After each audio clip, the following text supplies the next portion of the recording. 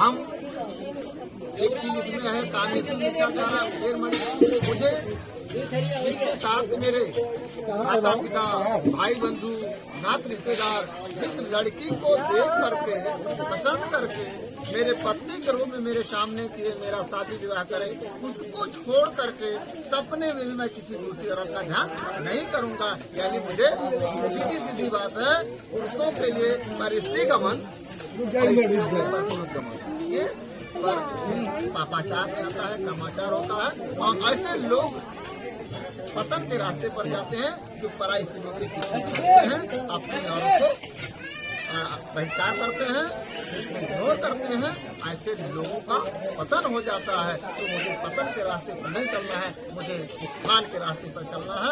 मैं विचार से मैं अपने को दूंगा। ये पंचशील है, ये 3 शरण है, ये शरण ग्रहण किए, पंचशील का पालन करिए, पूरे जीवन में सुख समृद्धि प्राप्त करिए, अपने बाल बच्चों के साथ अपने परिवार के साथ रहिए। और आपका नाम मुझे पता चला है कि आप जो है डॉक्टरी जी खोल लिए हैं, चलिए अच्छी बात है, बहुत अच्छा लगा। और हमको लगा कि मेरा छोटा भाई ही आज इसे मुझे खुशी हुई थे, मैंने बहुत बधाई दिया। तो इस तरह से ये है आपको शिक्षा है भगवान बुद्ध की। अब जैसे इसको बढ़ावे कि 60 में करें, 60 में करें तो 60 में 60 में करें। अच्छा तो देखिए जो भी बातें हैं उसमें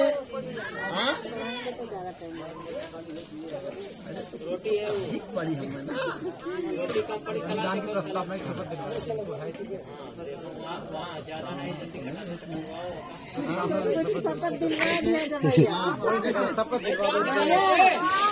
शपथ देखिए यही शपथ है, ये भगवान शपथ कबो कहो नजर मत आके भगवान बुद्ध बाबा साहब अम्बेडकर ने संविधान बनाया।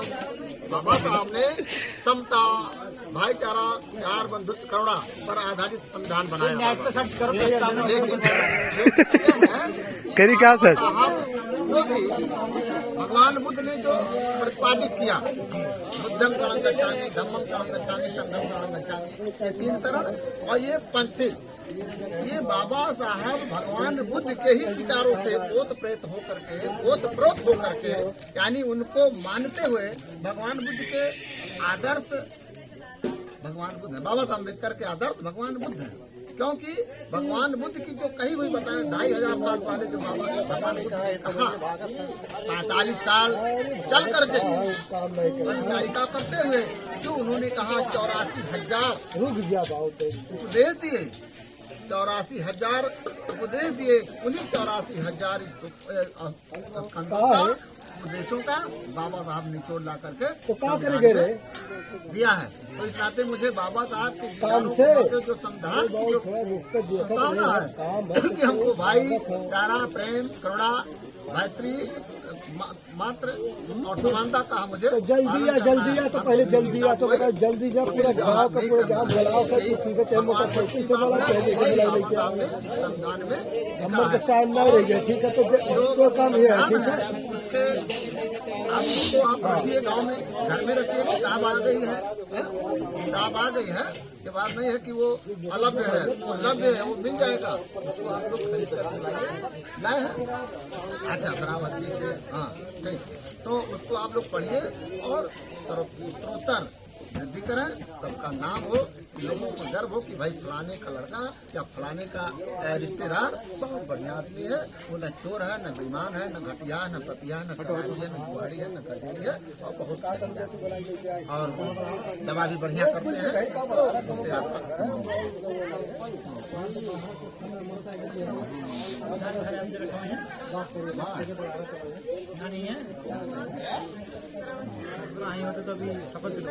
आप देखिए, आप सुनिए, घूम के खाली शपथ ये हो गया। बाबा साहब भगवान यार दारू पिए कुछ शपथ हुआ तैयार सुन पहले कौन चीज के नजर नहीं तो की है। हाँ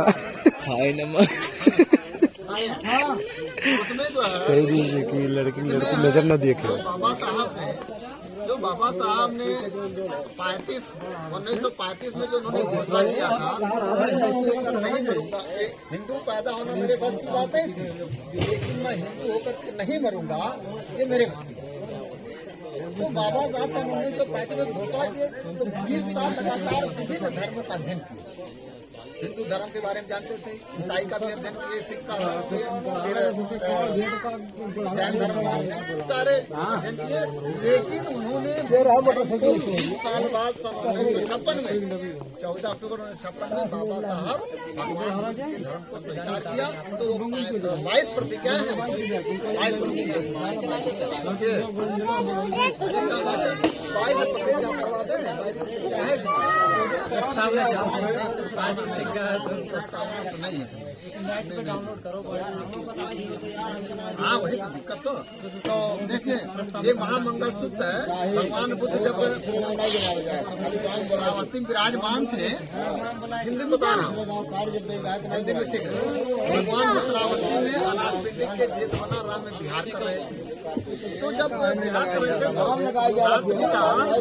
जब रात बीता तो एक देवता पुरुष आया और भगवान बुद्ध को हाथ में करके हे भगवान बुद्ध, संसार में दुख बहुत बढ़ गया है, आज कैसे होगा क्या बताओ, और मनुष्य का कल्याण कैसे, मनुष्य का कल्याण कैसे। तो भगवान बुद्ध ने कहा, इस प्रकार उस देवता की प्रार्थना पर भगवान बुद्ध ने मनुष्यों और देवों के लिए कल्याण के लिए 38 उपाय बताए। 38 तो भगवान बुद्ध ने कहा कि मूर्खों की संगति नहीं करना, मूर्खों की संगति नहीं करना चाहिए, विद्वानों की संगति करना चाहिए, जो होशियार हो, विद्वान हो, उनका संगति करना चाहिए, और पूजनीय व्यक्तियों का आदर सम्मान करना चाहिए। पूजन मतलब नहीं वो हाथ जोड़ के तुम बैठ जाओ, यानी आदमी जैसे माता है, पिता है, आपके बड़े आपके वो है ना, आपके बड़े जीजा हैं, अच्छा मित्र है, अच्छा हम तो आपके मित्र हैं, जो आपके बड़े हैं उनका सम्मान करिए। तो पूजनीय व्यक्तियों का सम्मान करना अगर कोई आदमी करता है, लोगों की संगति नहीं करता है, की संगति करता है, और जो आदरणीय है उसका सम्मान करता है, ऐसे लोगों का कल्याण होता है। और जो अनुकूल स्थान पर रहना चाहिए, पुण्य आचरण का संचय करना चाहिए। जैसे हमारे माता पिता कुछ अच्छा कर्म किए थे तो आज अच्छे पोजीशन में हो, आप अच्छे पोजीशन में हो, आपके माता पिता, आपके जो हैं जनक, आपके पिताजी, आपके जो परिवार के लोग कुछ अच्छा कर्म किए थे तो आप अच्छे पोजीशन में हो, तो पुण्य कर्म है। आपके माता का पिता का जो पुण्य कर्म आपको फल हो रहा है।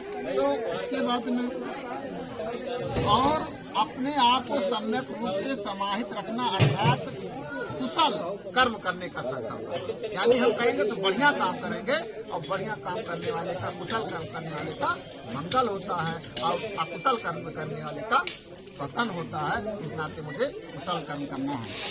और बहुश्रुत होना, यानी ज्यादा लोगों की बात को सुनना, विद्वानों की बातों को सुनना चाहिए। थोड़ा सुनको तो कम मिलेगा, ज्यादा सुनोगे। अब आपने अपने व्यवसाय में ज्यादा मेहनत किए, ज्यादा सुने, आपके जो डॉक्टर को, जो आपके जो सीनियर रहे उनकी बात को आपने सुना, ज्यादा सुना तो आपको ज्यादा ज्ञान मिला। जब थोड़ा सुनेंगे तो थोड़ा मिले। तो बहुश्रुत होना चाहिए और शिक्षित होना चाहिए। शिल्प ये शल्य क्रिया जो है, जो आप तीर पार करते हैं, जैसे आपका कोई फोड़ा हो गया, मुझे किसी को हो गया, तो आप उसका शल्य क्रिया करते हैं ना, तो शल्य क्रिया यानी शल्य क्रिया में पारंगत होना, ऐसे पारंगत होने वाले का कल्याण होता है।